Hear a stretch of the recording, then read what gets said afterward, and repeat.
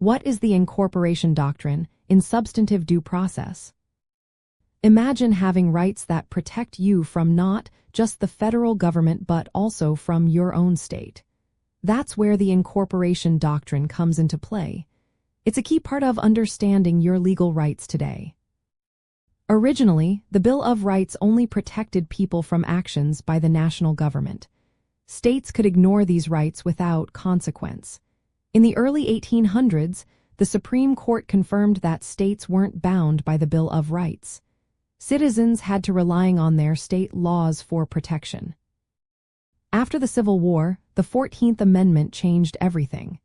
It was ratified to give individuals protection from state actions. Its Due Process Clause states that no state shall deprive anyone of life, liberty, or property without fair procedures. This clause became the foundation for the Incorporation Doctrine. The doctrine uses the 14th Amendment's Due Process Clause to apply certain protections from the Bill of Rights to state governments. When a right is incorporated, both state and federal governments must respect it. If a right isn't incorporated, it only applies to the federal government. The Supreme Court doesn't incorporate all rights at once. Instead, it chooses which rights are fundamental enough to be applied to the states. This approach is called selective incorporation. The court looks at each right individually to decide if it's essential for liberty. Substantive due process is about protecting your core rights from government interference. It makes sure laws aren't unjust or arbitrary. This is different from procedural due process, which makes sure the government follows fair procedures.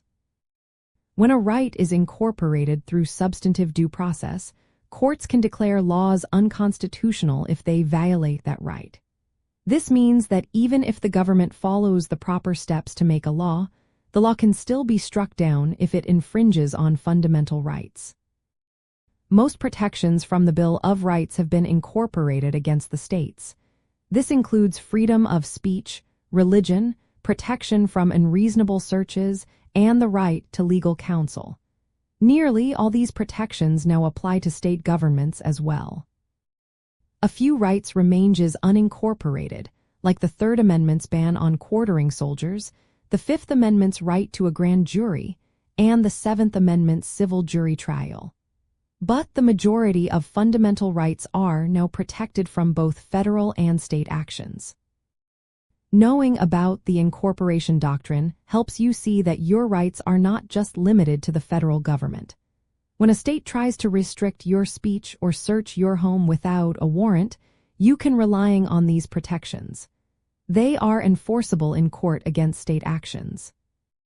This doctrine has been the basis for many important Supreme Court cases. When you challenge a state law that violates your rights, you are relying on the Incorporation Doctrine. It makes sure that your fundamental rights are protected everywhere. The Incorporation Doctrine also makes the rights of all people equal under the law. It applies to everyone regardless of race, citizenship, or background. This means your rights are protected no matter where you live or what your circumstances are. Understanding this helps you see that your rights are stronger than they might seem.